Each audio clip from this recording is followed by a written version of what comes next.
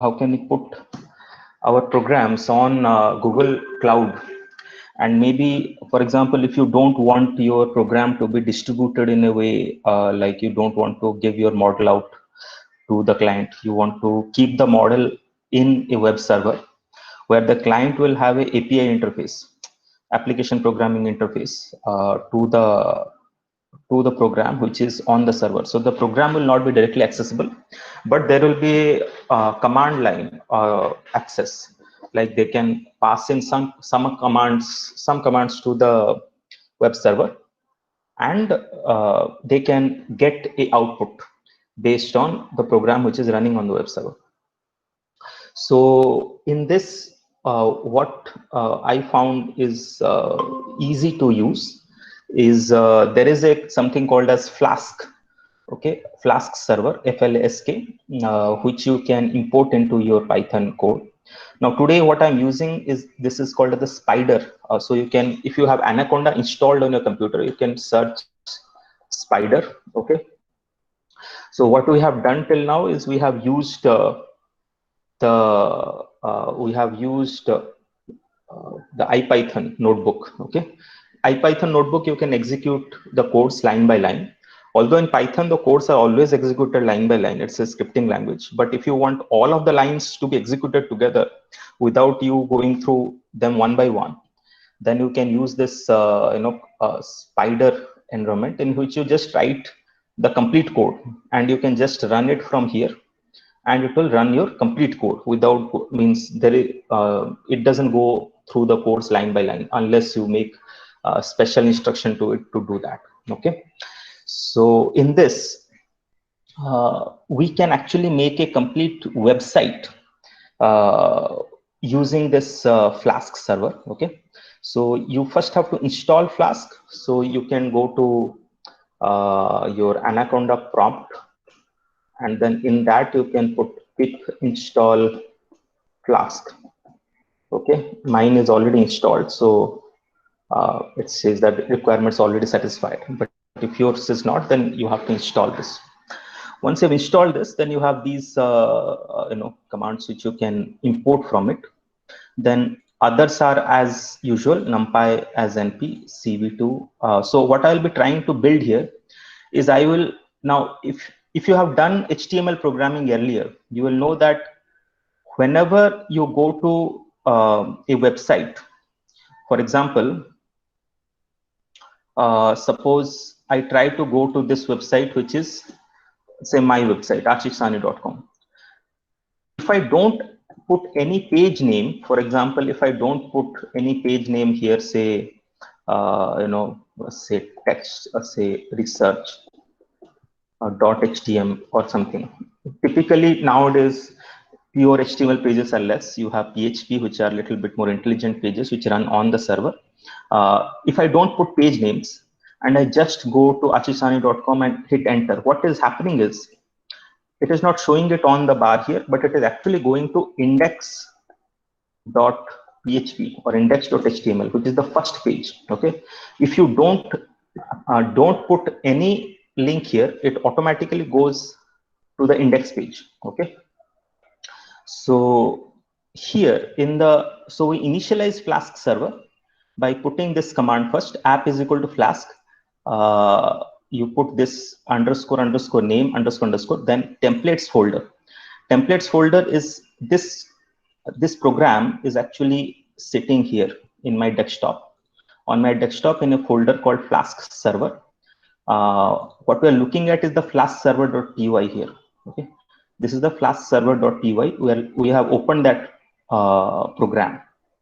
In that program, if we go to the same folder, Flask server folder, in that, wherever the program is sitting, in the same folder, there is a templates folder. Okay, in this I can put in many templates. You can open a template, open with, say, Notepad. I have put a simple template for uploading a file. Okay, so this is a HTML code. You should be aware of what HTML code is, most of you, and maybe you know somewhat basic HTML coding. And this is a very simple HTML code which creates two inputs. One is where you will input a file name, and there will be a button which will be a submit button. And once I can, for example, if I double click this and I try to open this page, you see it creates a browse button and a submit query. Okay, so when I hit browse button, it can open a file upload window where I can upload a file. And then once I hit submit query, whatever files you have file you have chosen here will be posted by using again, let's go to here. So it will be posted to a address which is given by this. Okay, local host is your current computer, whichever computer you are running the program in, that is your local host. In that, it will go to the 5000 number port, because a computer can have multiple ports. Typically, your web servers run at port number 80, but we will be running this Flask server at port number 5000. And at this port number 5000, it will go to the uploader. It will try to ask for a folder, which is uploader folder.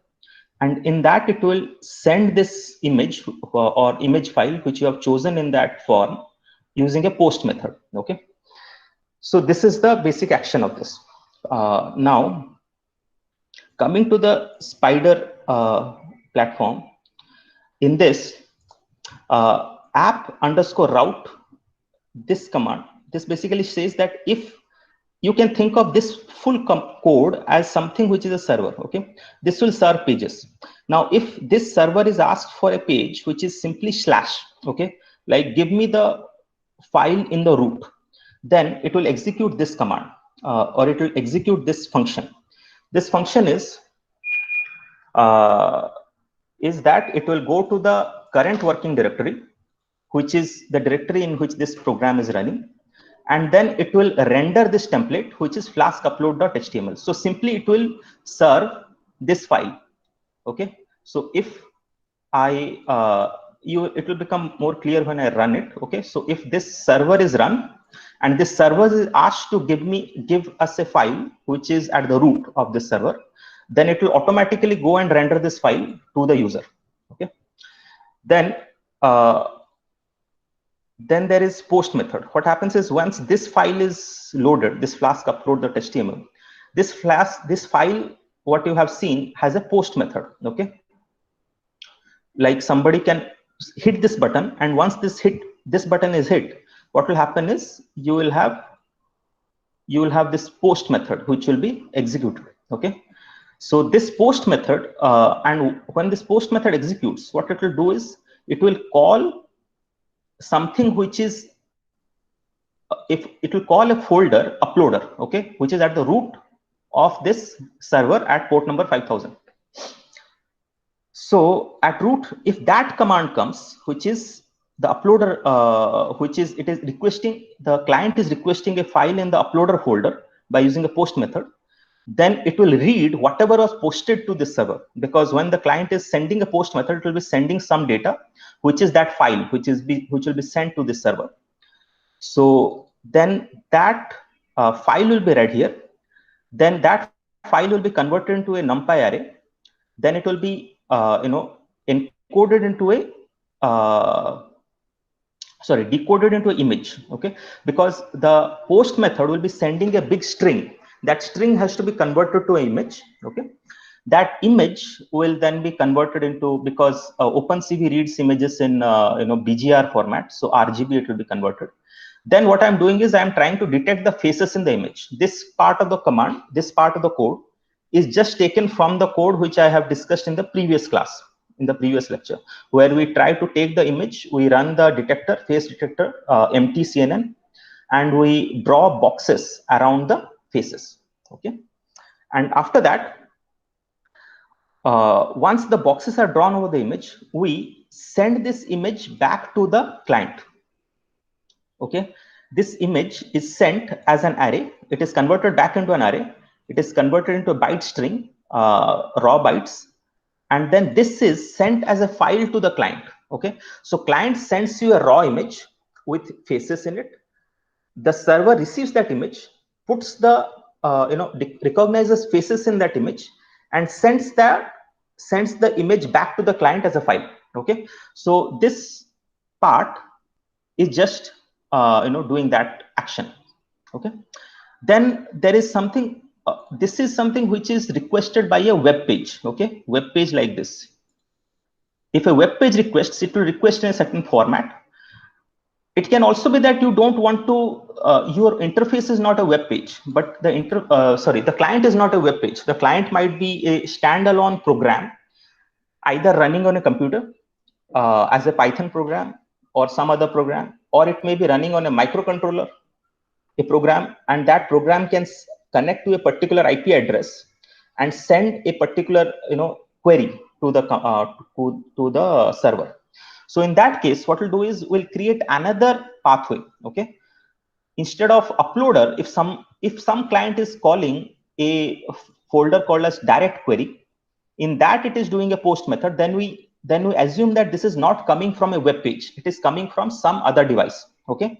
And that device will not be sending me a file, but it will be sending me a direct string, okay, of data. And that string of data, I will again go through encoding. Here just couple of, here I am taking a file request.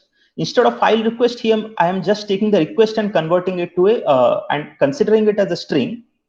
I am converting it to array. Okay. While here it was a file which was read. Okay. That is the only difference between both of these. Apart from that, everything else is same. It is also sending back a file. Okay.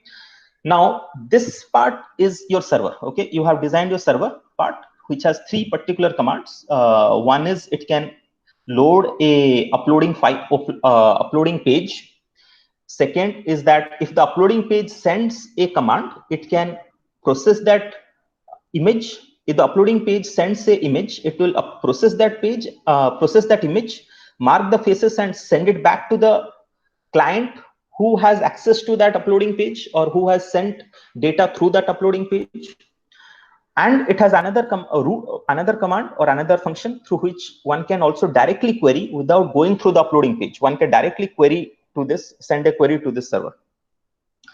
Now we want this server to run at our local host, which is this computer, the current computer on which I am working in my home.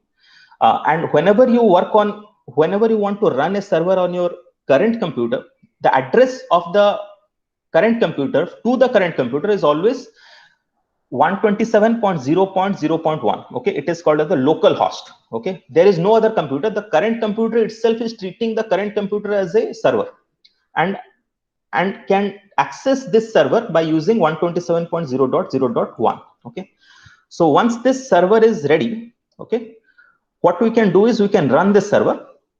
For that, let me start from the very beginning. You go to your Anaconda prompt. Okay, in this prompt, you go to this is in desktop, so we'll go to desktop. In the desktop, we have this one, Flask server directory. So we'll go to Flask server directory. Sorry. In this, I have the flask server.py. That is the file which this file. Okay, flask server.py. So I'll run this by using Python space flask underscore server.py. Okay. So once I run this, take some time maybe. Let's see.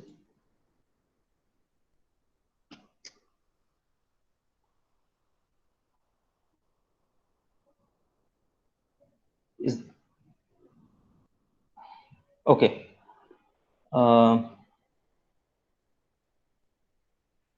Yes, it is saying that running at http://127.0.0.1:5000. Okay. So what I'll go do is I will go to this address. I will open a browser window. I'll go to this address 127.0.0.1:5000. Okay. I hit it. And if I don't apply any address here,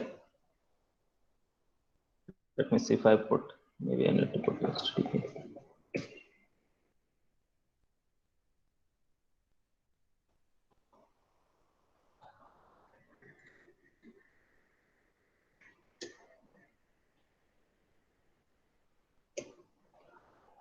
Okay.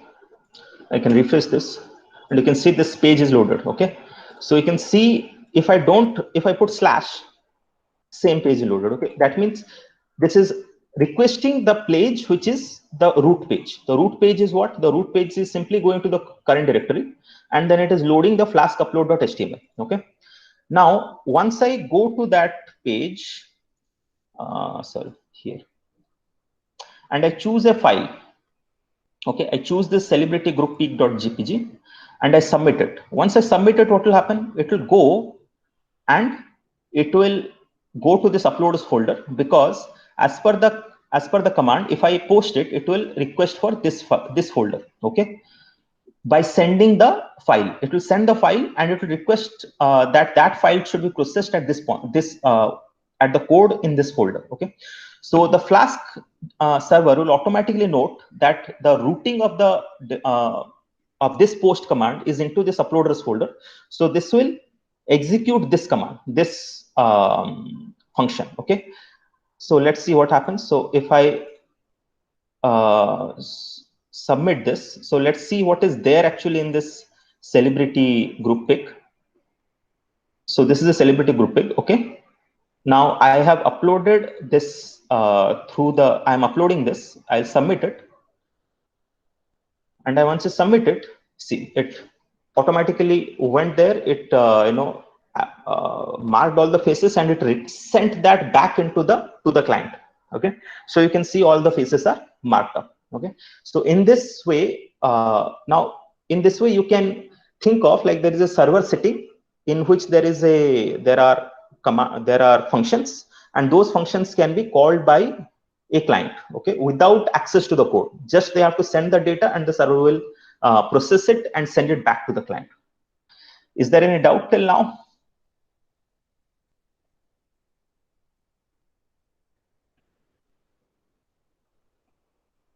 Okay, so let me then go to the next step. Now this is where there is a page that is sending a photograph and that it is getting the output.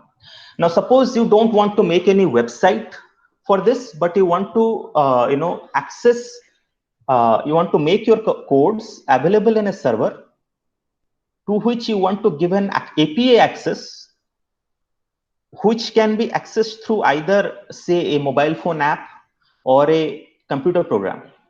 For example, here I have made a client. This is a client program. Okay, this client program will do what it will do is it will use this as the address. Okay, and then it will for this will try to query this address, direct query directory. Okay, so what will happen is this client will load a image, okay, which I have put as 3000.jpg, which is here, this 3000.jpg. So this file will be sent to. So this client code will simply load this file. It will convert its BGR to RGB. Then it will encode it, because here you can see we are decoding it. Okay, decode, IM decode. Here it will be encoding it. It will be encoding it, and whatever encoding means, it will be encoding it as a array of string, and that string will be sent as a post. It will be posted to which URL? It will be posted to test URL, which is http://127.0.0.1:5000 / direct query. Okay, so this is your test URL. To this image will be sent and the response will be recorded. This response will then be converted and showed to the user as a image file. Here the posting is a little different. That's why I have created a different function for it. Okay, now you can write a similar code even using a mobile app, or you can use it is not exactly that you need Python to do this. You can even, if you, this requests of posts equivalent will be available in any programming language, because it is a web command. So you can create a posting to a website through even a microcontroller based program. Okay, and then but the microcontroller should have access to the web through a IP address. Okay, that can be done either through a Wi-Fi module or by putting a Bluetooth connection to a local computer or something. But those things can be done. So once you get the response, that response is shown here. So here you can see I am running this.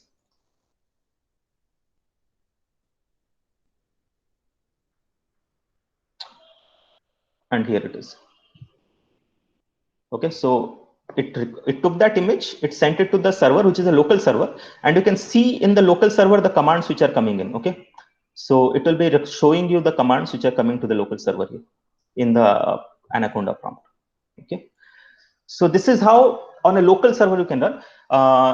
Using a GUI, I had tried to do this because some of you might also be interested. How do you make GUIs using Python? There is something called as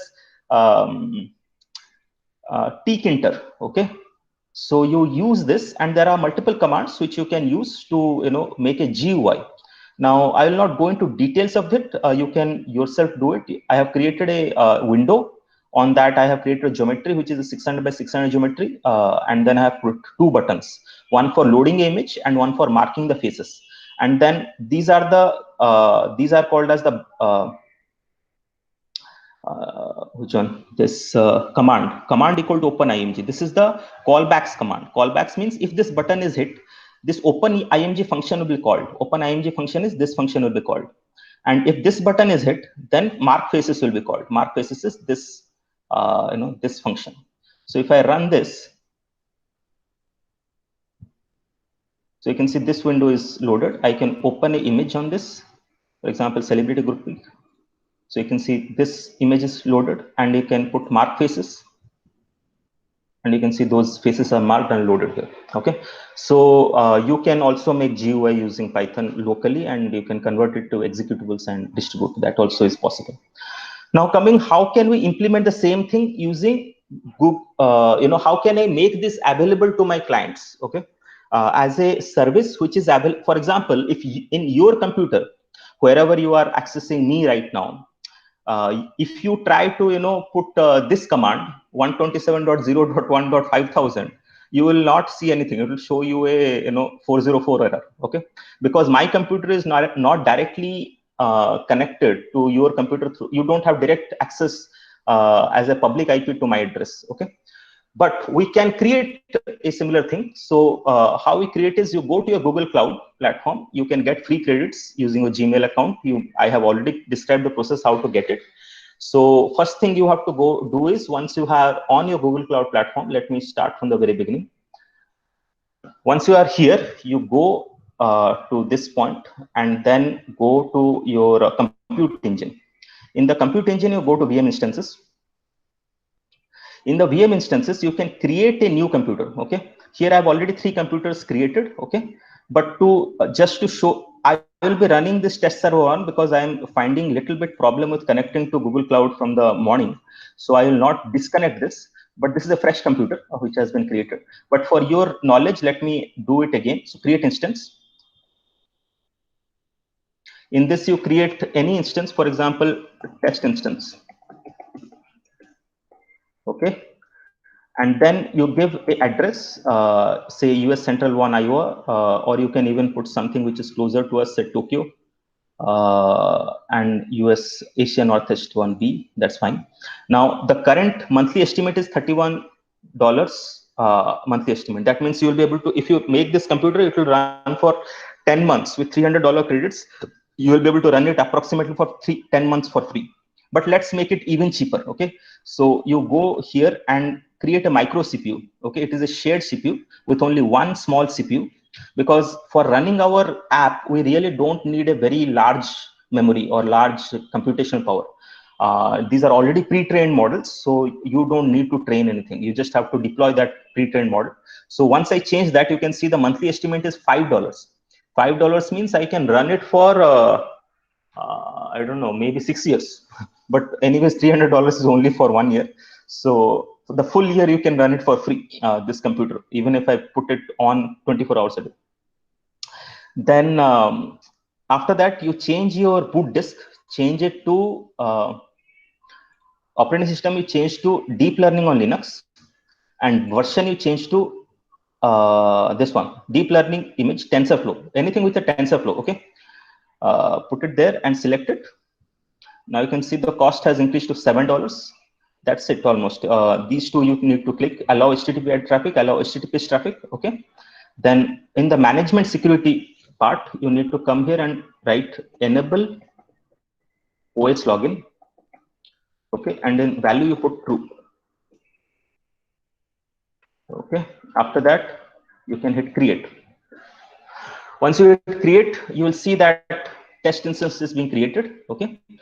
Once the test instance is created, you need to create a firewall rule. Okay, that firewall rule is I have already created here. You can go to do firewall rule by going to firewall.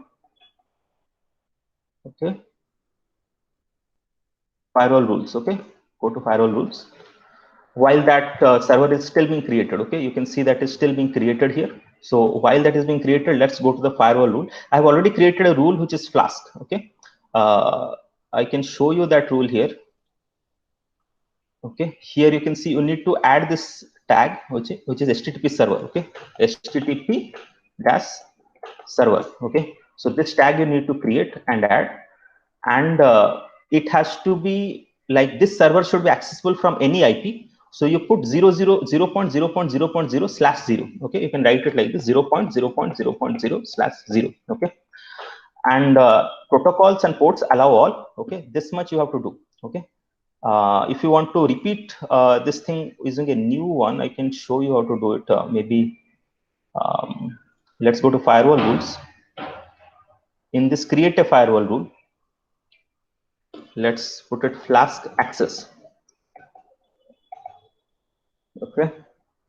Priority 1000, it's nothing else to change. Allow all, protocol allow all. Source filter, target tags. In the target tags, you put HTTP/server. Okay, and in the source IP ranges, you put 0.0.0.0/0. Okay, so you need to make this rule, create it.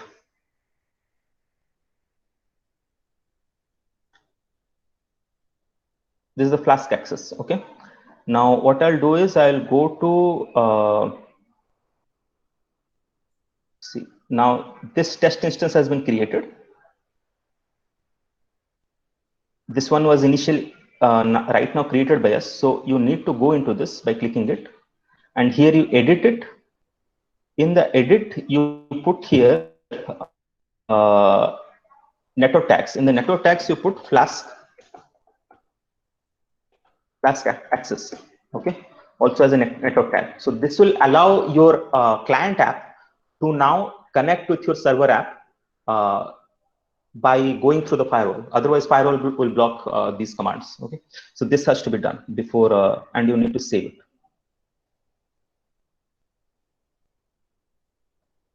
Okay, so this is how you do it, and then after that you come back and you can SSH into this. Okay, by hitting this button, SSH. Okay, from the morning it was having some trouble with directly connecting. That's why I've already kept this test server 1 ready to go. So let me start working on the test server 1. Okay, so this is the test server 1. You can see here. This is a new computer. It doesn't have anything. So in the root there is nothing. So what I'll do is I'll first start. I'll first make. Let me for now close it. From the morning it is having some trouble. But once you get connected, after that you can start working on this.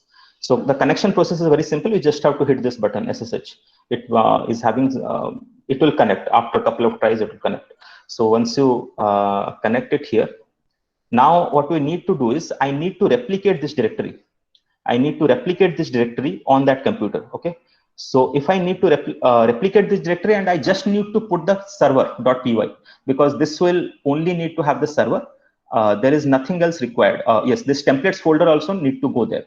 So I will first try to create this Flask server directory. Okay, I will do it. I'll go to the this, and I'll create mkdir Flask _server. So this will create the Flask server directory. Okay, I can see it by putting ls. So it has created the Flask server directory. After that, I need to upload the file, upload the server's file. So Flask server.py, which is created locally, I'll just upload it here. Okay, it is uploaded. So again, I see ls. So if Flask server.py is created, I will put the Flask server.py into the Flask server directory. So I'll do mv, which is move Flask server.py to Flask underscore server slash. Okay, so you can see now there is I can go to cd Flask underscore server ls. You can see within this we have the Flask server.py. Within this I need to create the templates directory. So I'll create mkdir templates. Okay, and I need to upload the templates, upload that file, this file flask upload.html. I uploaded this, but this uploads into the root, so root of my user. So I need to go to that. cd dot dot goes one step back in the directory ls. So I need to move Flask upload.html into the templates folder. So I'll move mv Flask underscore upload.html to Flask underscore server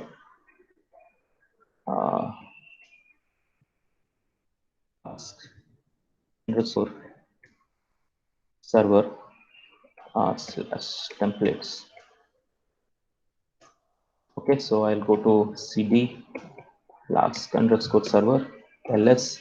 Once templates directory is there, I can go into the templates directory, and I can do again look inside, and I have the Flask upload.html inside the templates directory. I'll go one step back into the Flask server directory. In this, I have I have my server.python. Okay, Flask underscore server.py. Here I will need to do some edits. Okay, the edits which I will do is I will do vim is the editor of Linux, so you need to do vim Flask underscore server.py. Here I need to change few things.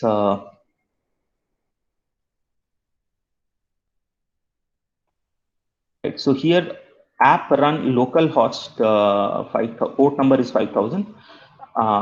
To edit anything, you need to first press I. Okay, press I to insert. In this, you will put 0.0.0.0, so that the client can be anywhere, not on 127.0.0. Okay, so the app, so the app can run. App will be running on this, but you need to provide this IP instead of 127.0.0.0. Okay, once this is done, I think we are ready. There is nothing else in this. Okay, so let's see if it works. So I need to hit escape and then colon. Then I need to give WQ. Write and exit. WQ is write and exit. And this I need to. So the Flask server is ready. Now I need to start this. But before that, I think I need to make one change in the templates directory. Let me see if there is some change which is required in that. I think it is fine. Let's see. So let's do Python Flask underscore server.py. MTCNN is not, because it's brand new computer. On that, there is no MTCNN. So I will install pip install MTCNN.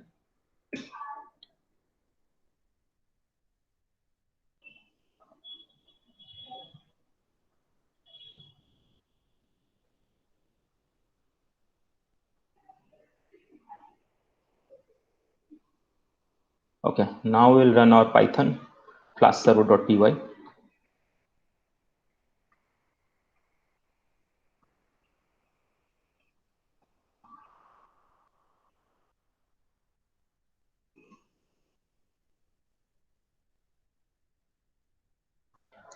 Any doubts till now? Are people still there listening? Okay.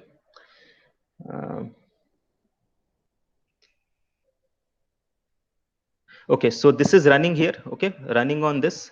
Now I will go to this address, which is test server 1, the external IP address, which is 35.201.192.2. I will copy this and I will put it here. Let's start on a new tab so that there's no confusion. So I'll put this. I'll first put http:// and then I will put colon 5000 because it's running on 5000 port slash. You can see this page is loading. I would like you to, let's see, I can choose a file here, celebrity group, submit. Okay, you can see now this is running from the server. Let's try. Can all of you please check this IP on your own computer? Wherever you are, I'm sharing this. Can you just run it on your own computer there and see if it is working there?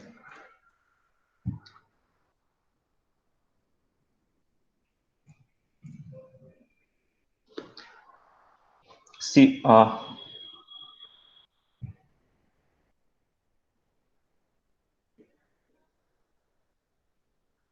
anybody?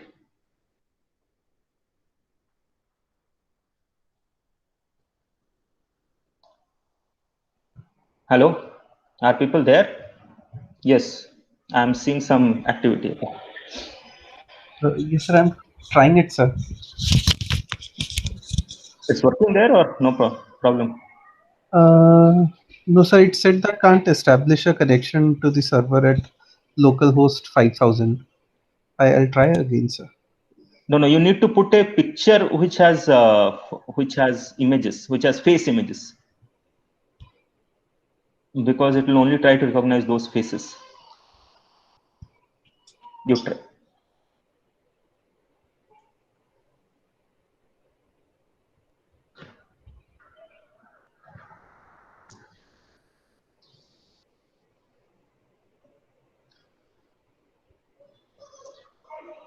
Okay, while others are trying, one more thing which I will try to do here is, instead of now in the client here, okay, instead of putting HTTP 127.0.0.15000, I will put this IP now. Okay, now you can think of like my local computer will take an image, this 3000 JPG, it will send to the server. The server will send it back the image. Okay, it is the processing is not happening on my local computer for this. Okay, let's see how this works.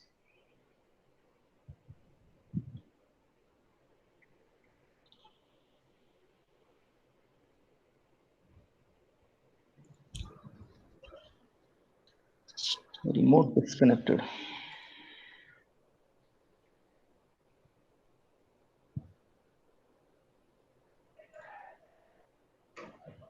Or some problem happened. Let me. It got killed.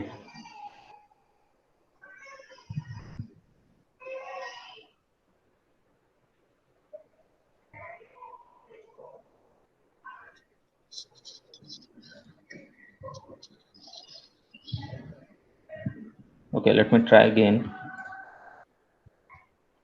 using this GUI.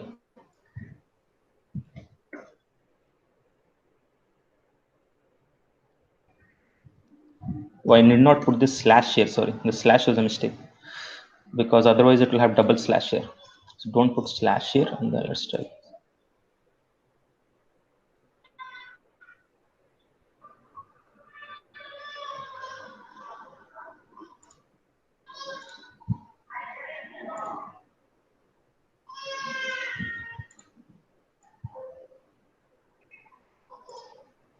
It again got crashed. I don't know.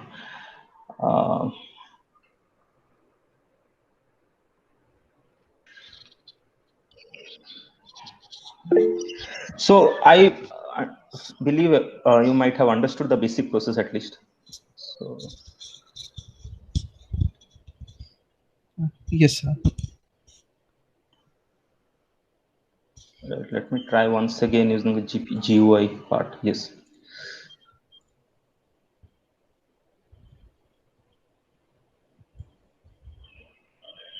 Yes. So you can see here it worked. So here I have sent the image. This image went to the server. The server processed it, and you can see it is showing the IP through which the post command came, and then it comes. Then it sent it back, and this is being shown on the client machine. So the client doesn't have the actual machine learning code. The machine learning code is sitting on the server, which can be accessed by the clients.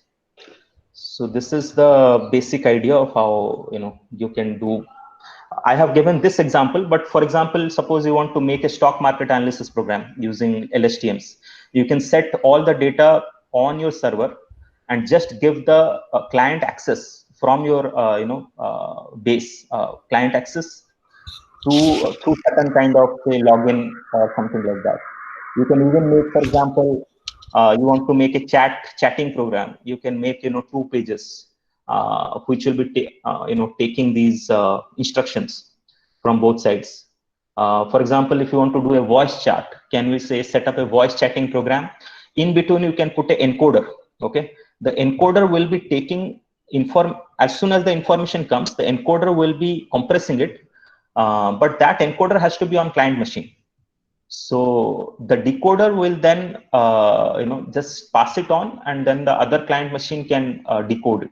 So you can send a large amount of audio data or video data by compressing the data in between by using encoders and then passing on information to the other side.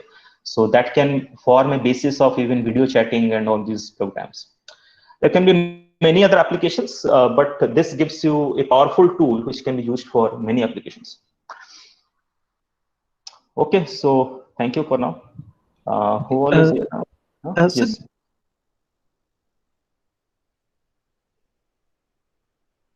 Hello.